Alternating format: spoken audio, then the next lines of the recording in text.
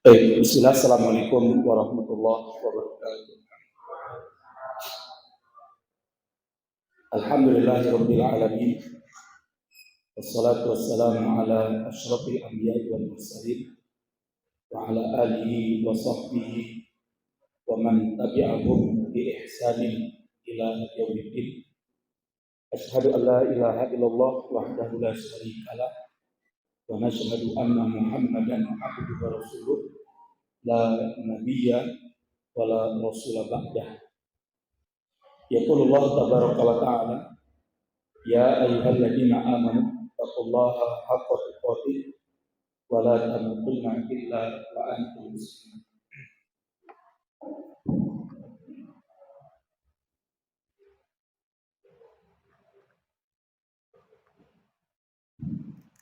Wa qala Rasulullah sallallahu alaihi wasallam inna asdaqal hadis kitabullah wa inna afdalal hadi hadi Muhammadin sallallahu alaihi wasallam wa inna syarral umuri muhdatsatuha wa kullu muhdatsatin bid'ah wa kullu bid'atin dhalalah wa kullu dhalalatin finnar.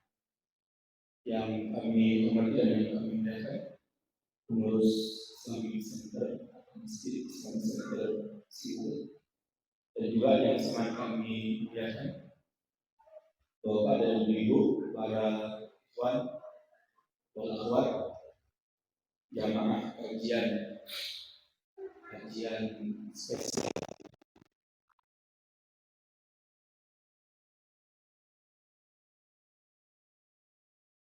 malam hari ini.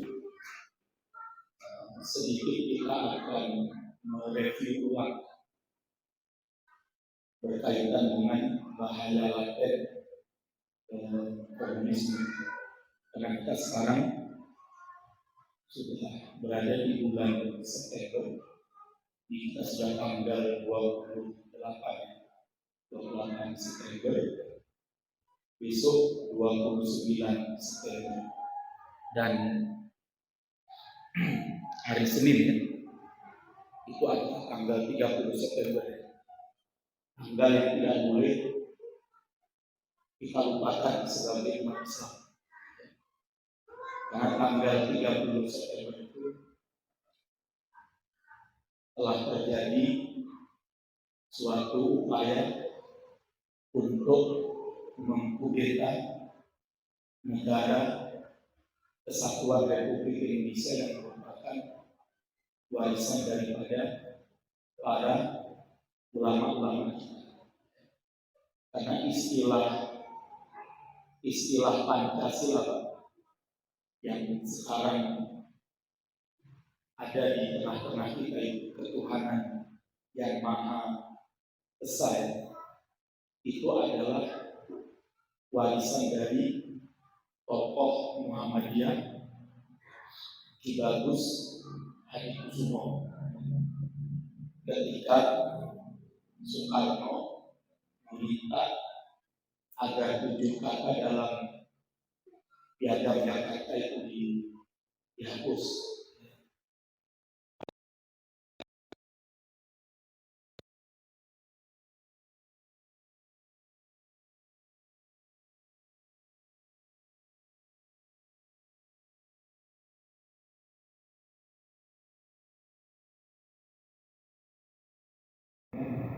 Itu dihapus, tapi ada syaratnya, kata Ki Bagus Hadikusumo. Di hadapan kata ketuhanan wajib ditambah dengan kalimat yang maha besar. Ingat. Kemudian yang selanjutnya, negara kesatuan, istilah negara kesatuan Republik Indonesia NKRI itu adalah istilah yang lahir dari tokoh umat Islam yang bernama Pak Muhammad Nasir tahun 1950 ketika ada mosi integral. Jadi waktu itu kan Indonesia kan dalam bentuk RIS, Republik Indonesia Serikat, ya, yang mana waktu itu Indonesia dibagi kepada 16 negara bagian atau negara serikat yang pada tahun 1950 Pak Muhammad Nasir melakukan mosi integral. Artinya apa? Jangan lagi Indonesia dibagi-bagi menjadi negara serikat atau negara-negara bagian yang jumlahnya ada 16, mulai dari Papua, Maluku, Sulawesi, Kalimantan, nanti wilayah Nusa Tenggara, sampai nanti Jawa, kemudian Sumatera, itu ada 16 bagian. Maka dengan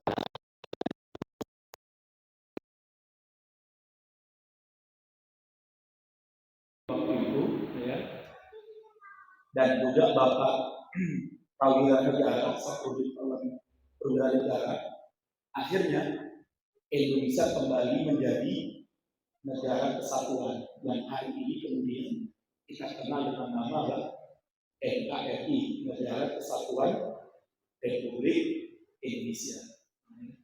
Lah tahun 1965 berarti kan 15 tahun ya, setelah Indonesia menjadi negara kesatuan Republik Indonesia, kemudian dengan dasar negara Pancasila itu, ya, maka muncullah kemudian komunisme, ya, yang mana komunisme ini sudah 3 kali melakukan upaya kudeta, ini penting ya, dan itu kayaknya hanya satu-satunya di Indonesia.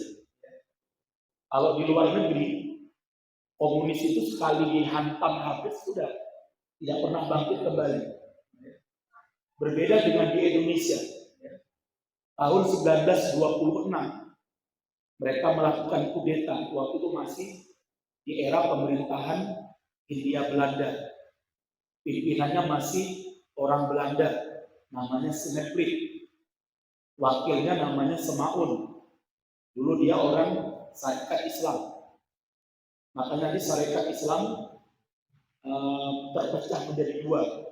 Ada Sarekat Islam hijau dan ada Sarekat Islam merah. Yang merah itu dipimpin oleh Semaun, Alimin, dan sebagainya. Nah, ini penting.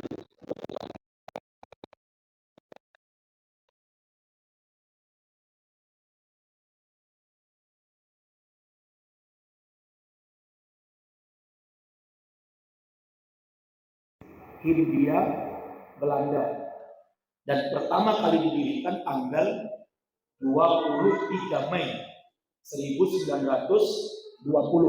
Ya. Makanya orang-orang komunis di Indonesia itu setiap tanggal 23 Mei mereka pasti melaksanakan hari ulang tahun komunis.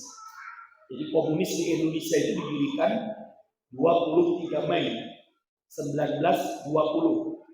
Dulu namanya PKH, Partai Komunis Hindia Belanda. Ketuanya Sneplit, kemudian wakilnya Semaun. Kemudian nanti pasca 1926 itu, ya pasca 1926 mereka melakukan upaya untuk kudeta, mengambil Indonesia dari penjajah Belanda, dan gagal. Ya. Akhirnya Sneplit diburu oleh pemerintah Hindia Belanda, termasuk Semaun, dan akhirnya mereka melarikan diri ke Moskow, ke Uni Soviet. Ya. Kemudian Sneplit dari Uni Soviet lari ke Cina, ya. Dari Cina Sneplit lari ke Jerman, dan akhirnya ditangkap di Jerman dan dieksekusi di Jerman oleh orang-orangnya Hitler di Jerman. Ya. Semaun setelah perpolitikan di Indonesia mulai stabil, Semaun kembali ke Indonesia.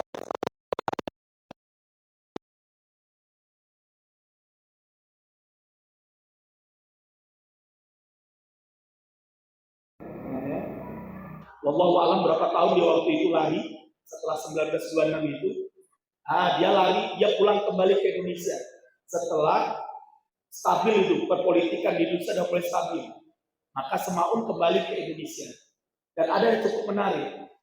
hasil catatan para sejarawan di TNI Angkatan Darat, ada catatan yang ditemukan atau ada fakta sejarah yang ditemukan ketika Semaun kembali ke Indonesia setelah 1926, dia diperintahkan oleh Partai Komunis Cina, waktu itu sudah dipimpin oleh Mao Zedong, untuk mencari calon atau kota, untuk mencari kota yang menjadi calon ibu kota negara Indonesia kalau suatu saat Indonesia menjadi negara komunis. Ini menarik ini. Ya.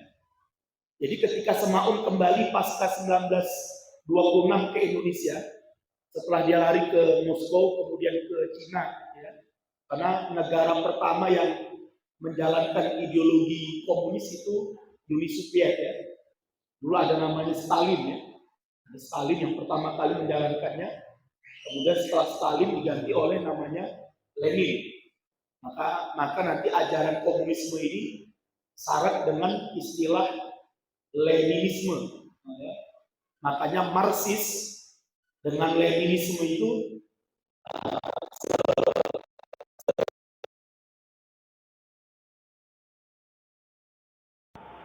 selalu disandingkan dengan yang namanya Lenin. Jadi kalau dalam agama komunis, karma itu Tuhan, Lenin itu Nabi. Nah, ini yang harus kita pahami bersama. Lah, setelah dari Moskow, Uni Soviet waktu itu, yang kita kenal dengan negara beruang merah atau apa dalam itu, dia melarikan diri ke Cina, ketemu dengan Mao Zedong, ya, sebagai pemimpin dari Partai Komunis Cina. Kemudian Semaun kembali ke Indonesia ketika politik sudah stabil, ya, politik sudah stabil. Kemudian ada perintah dari Partai Komunis Cina, Mao Zedong, kepada Semaun. Apa itu? Untuk mencari wilayah atau kota di Indonesia sebagai pengganti Jakarta kalau nanti suatu saat, ya, Indonesia itu menjadi negara komunis. Maka dalam catatan sejarah di TNI Angkatan Darat disebutkan Semaun ini keliling, Mbak. Jadi Semaun ini keliling tahun 1930-an itu, dia keliling Indonesia dan akhirnya mendapatkan satu kunci jawaban. Apa itu? Kota atau wilayah yang layak untuk menjadi calon ibu kota negara Indonesia kalau nanti menjadi negara komunis, itu jatuhnya Kalimantan. Kenapa? Karena ini strategis, karena dekat dengan laut Cina Selatan. Jadi ingat itu. Jadi ketika kemudian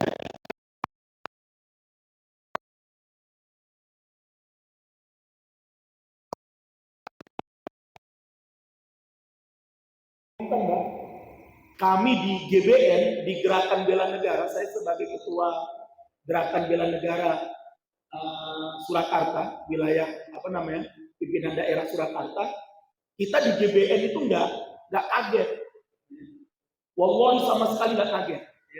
Ketika Jokowi kemudian melontarkan bahwasanya Indonesia mau pindah ibu kota dan yang ditunjuk adalah Kalimantan.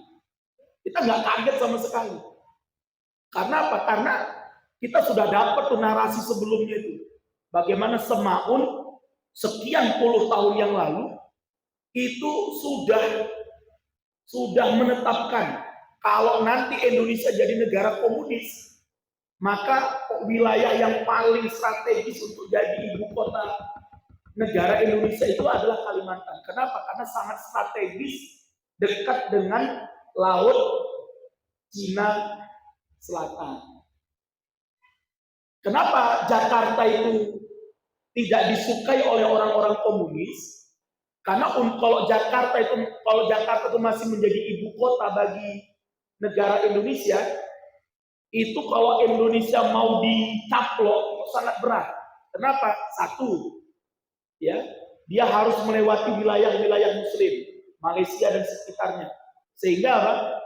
Sehingga sulit untuk mencaplok. Nah, kalau dari mana? Kalau dari barat lebih nggak mungkin lagi, harus menghadapi Aceh, kemudian harus melewati Sumatera Utara, Medan dan sebagainya. Maka yang paling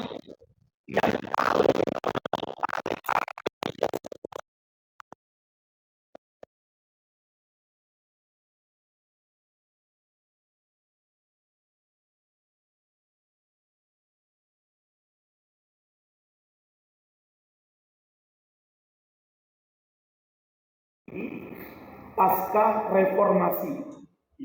reformasi, ya, wabil khusus 10 tahun terakhir.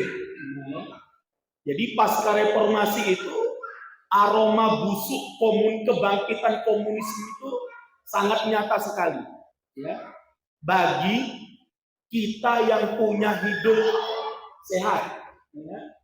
Bagi kita yang punya hidung sehat, hidungnya baik, bisa mencium itu aroma busuk paham komunisme di negeri kita ini. Tapi bagi kita yang hidungnya agak-agak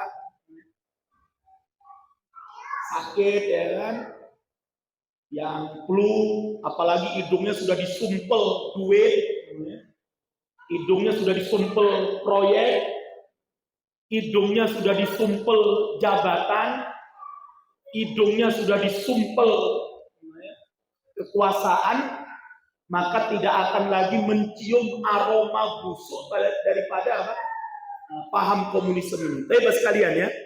Jadi pasca reformasi, Pak, pasca reformasi itu berarti, ya, pasca reformasi itu berarti pasca Orde Baru, ya. Jadi setelah reformasi, eranya setelah Orde Baru, setelah lengsernya Soeharto tahun 1998, ya. Karena di era Soeharto 32 tahun, komunis ini tidak sama sekali berani untuk muncul dihabisi, disikat. Makanya mereka itu poso, ya, mereka itu puasa 32 tahun. Ya. Mereka berpuasa 32 tahun. Setelah 32 tahun, ini masa mereka istilahnya apa? Balas dendam, istilahnya apa? Buko. Setelah ngampet telung puluh loro tahun. Bayangkan, Pak, poso 32 tahun. Lah, sekarang pasca reformasi atau di era reformasi ini era mereka buko, era mereka buka bener ini. Dan ini target mereka. Target mereka ini. Jadi setelah reformasi, target orang-orang komunis yang mereka menamakan diri mereka dengan istilah neo komunis gaya baru, ya. Mereka tidak lagi menggunakan istilah PKI, Partai Komunis Indonesia, karena secara undang-undang atau secara formal negara kita atau undang-undang negara, mereka sudah menjadi partai terlarang dengan keluarnya dulu TAPS MPRS nomor 25 tahun 1966, di mana dinyatakan bahwasanya Partai Komunis merupakan partai terlarang di Indonesia dengan seluruh atribut ideologi dan sebagainya. Nah, sekarang mereka berjalan tanpa bentuk, dan ini yang lebih mengerikan. Kalau dulu mereka ada bentuknya, ada wajahnya, ada organisasi.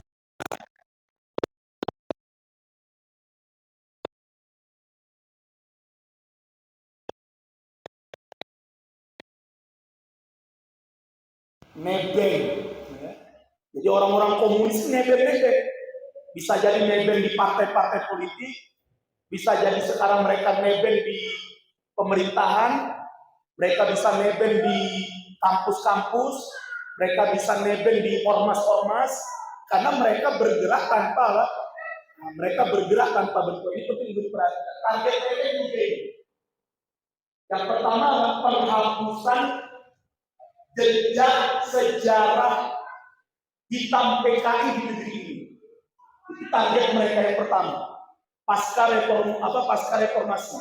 Jadi di era reformasi target mereka ini satu, penghapusan jejak sejarah biadab PKI di negeri ini. Bukan hanya 65, ingat itu ya.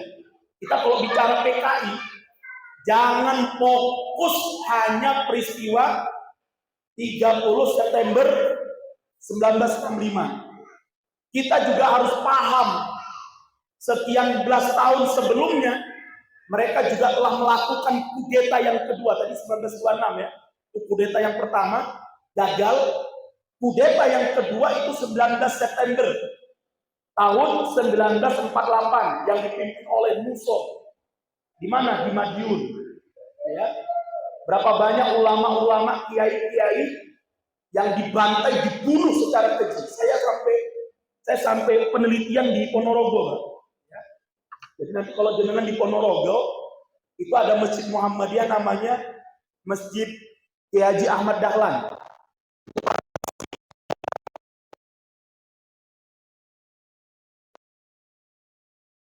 Waktu terjadinya peristiwa 48, dia masih nyantri dan dia melihat sendiri bagaimana kiai-kiainya beliau itu dibeleh oleh PKI. Nah, itu anak-anaknya tolong diingatkan ya, biar nah siapa itu di janukan. Biar nanti enggak suaranya suara PKI, suara anak-anak jadi beliau cerita sama saya. Jadi beliau bilang begini Ustaz, dia bilang bagaimana PKI itu waktu membantai dan membunuh tahun 1948. Jadi ini sumur ya. Jadi orang-orang komunis itu salah satu tradisinya adalah apa? Untuk membantai itu, membunuh rakyat ini, itu mereka sudah mempersiapkan ribuan sumur. Ya, ribuan sumur itu sudah mereka persiapkan. Lah ini sumur ini ya, ini sumur, misalnya di lubang sumur, itu kiai itu ditaruh di tengah-tengah sumur itu. Jadi ditaruh gini, mereka pegang perutnya kiai itu pas di perut di tengah lubang sumur itu. Jadi kakinya di sana, di pinggiran sebelah sana, kepala di pinggir sebelah sini, di tengah-tengahnya itu, di tengah-tengah lubang itu, sumur itu, disitulah perutnya para kiai itu. Kemudian mereka ambil arit, langsung perutnya dibelah itu, Bang. Jadi kayak orang sesar itu. Jadi langsung tuh pakai arit kan, mereka simpulnya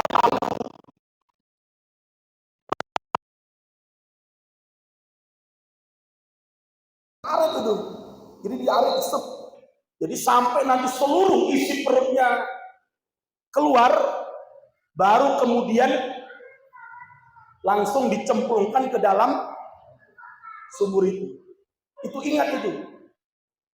Jadi kita bicara tentang komunis, PKI di negeri kita ini, jangan hanya fokus pada tahun berapa? 1965. Tahun 48, berapa ribu kiai yang dibantai, dibunuh itu. Tokoh-tokoh umat Islam, termasuk salah satu korbannya Bupati pertama Sukoharjo. Ingat itu. Ini anak-anak kita mungkin nggak paham sekarang. Ya. Bupati pertama Sukoharjo, Pak. Siapa namanya? Tahu?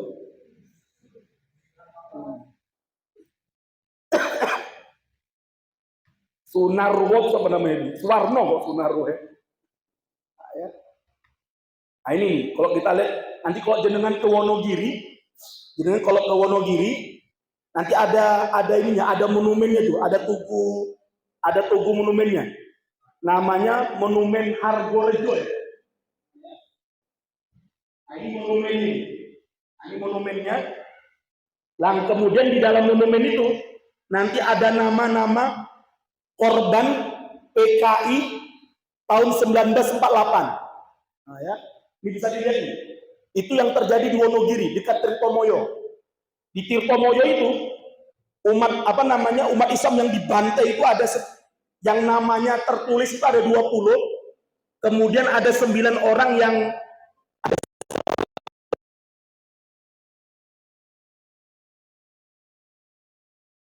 yang tidak lagi bisa diketahui identitasnya karena sudah hancur dan sebagainya. Berarti waktu itu untuk Wonogiri, berarti kalau ditambah ini 20 tambah 26, ada 46 tambah 9, berarti 55 orang. Dan nomor 1, coba kita lihat di sini nih. Ini nomor 1. Suwarno Honggopati Citrohopojo, Bupati Sukoharjo. Jadi bupati, dan ini bupati pertama Sukoharjo itu kan dari keraton kalau tidak salah. Itu termasuk salah satu korban dibantai oleh PKI tahun 1948, bupati pertama Sukoharjo. Sekarang anak-anak kita nggak ngerti itu. Termasuk di Solo itu ada namanya apa? Rumah Sakit Muwardi. Apa yang ngerti anak-anak kita sekarang?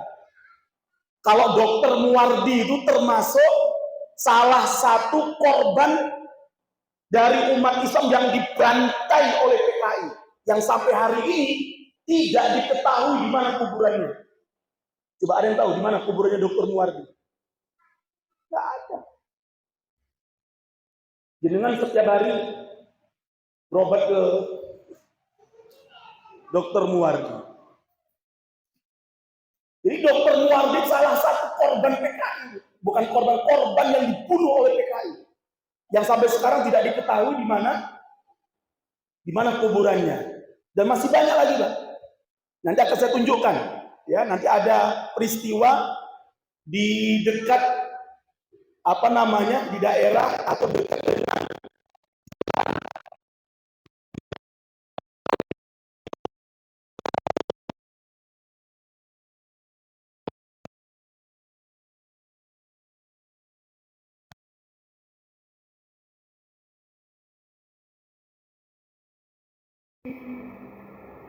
dihapus jejak biadab dan jejak hitam mereka ini. Ingin dihapus oleh mereka. Bagaimana caranya?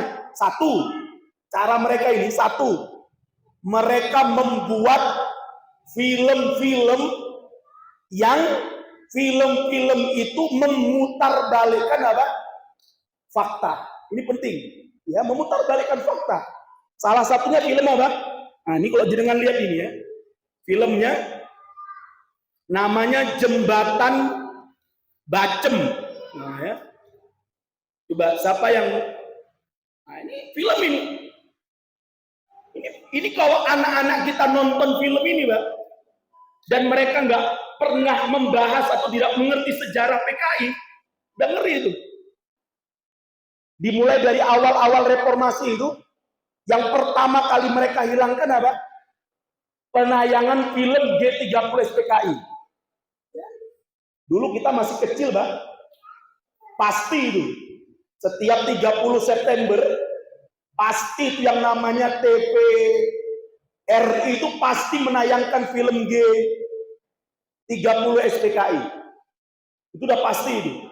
Walaupun waktu itu listrik belum sebagaimana hari ini, televisi masih hitam putih, itu orang berduyun-duyun itu, berbondong-bondong di kalau udah 30 September di rumah saya ada TV.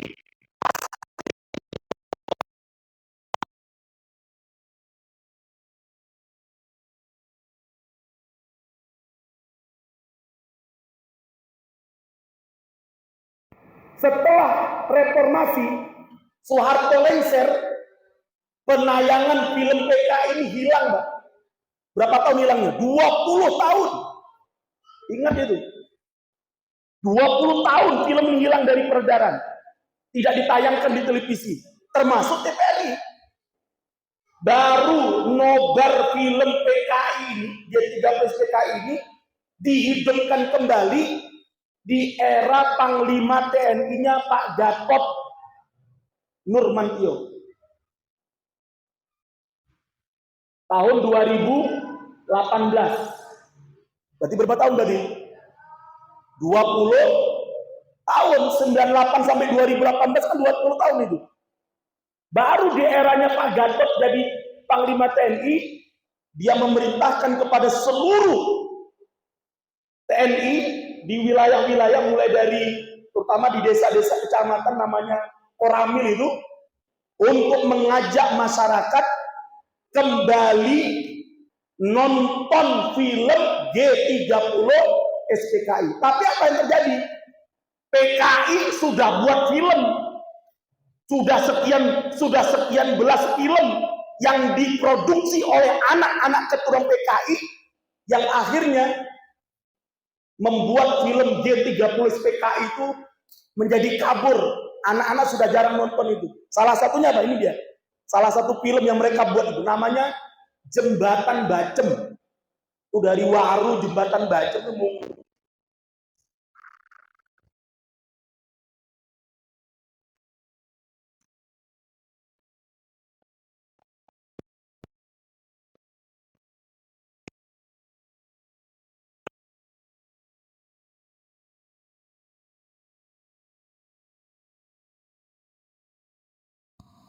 sekitar bulan Februari kalau tidak salah saya. Jadi kan mereka melakukan pembantaian itu kan Oktober 65 ya, 30 September 1965. Kemudian mereka ditangkepin, termasuk nanti Aidit, ya Aidit itu ditangkap di desa Sabeng namanya, Sabeng ya, di dekat Solo ini, di Solo, dan nanti dieksekusi di mana? Di Boyolali. Nah ini menarik ini. Mungkin banyak yang belum paham atau belum tahu. Nah, ini data yang saya dapatkan dari Badan Intelijen Strategis Angkatan Darat. Ini mungkin bapak-bapak dan ibu-ibu sering lewat ke sini. Bahkan mungkin ada yang pernah selfie di sini. Bapak kalau menonton bisa di sini ya. Oh ya ini ya. Ini namanya Monumen Arjuna Wiwoho. Arjuna Wiwoho yang dibangun oleh Bupati Boyolali. Ini data dari Bais ya. Nanti akan saya tunjukkan. Mereka itu sudah lengkap hari ini. Mereka itu sudah punya ketua-ketua, pimpinan-pimpinan, sudah ada semuanya. Dan itu datanya ada di Badan Intelijen Strategi Angkatan Darat. Nah ini data dari Bais itu mengatakan monumen ini dibangun sebagai lambang keperkasaan DNID. Kenapa DNID itu dieksekusi nggak jauh dari tempat ini? Ditangkap di Solo, ya, ditangkap di Solo di satu rumah wilayah namanya Desa Sabeng itu. Kemudian dieksekusinya di dekat dengan monumen ini. Ada satu sumur tua, jadi DNID itu dieksekusi di bibir mulut sumur itu. Sebelum dia mati itu, dia meneriakkan hidup PKI itu. Baru kemudian dia ditembak, kemudian dia jatuh ke dalam sumur tua itu, langsung dikubur, ditimbun di sumur itu. Nah, ini penting mas sekalian, ya. Jadi mereka membuat sejarah ya. Jadi mereka membuat film-film tujuannya apa? Untuk menghapus sejarah itu. Nah, ini kita lihat di sini, filmnya Jembatan Bacem itu.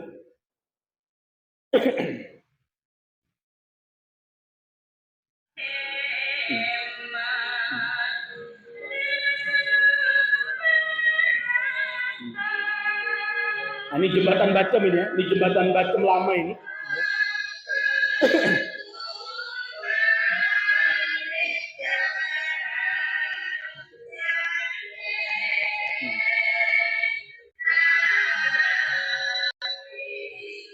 Nah, ini coba jangan lihat di sini.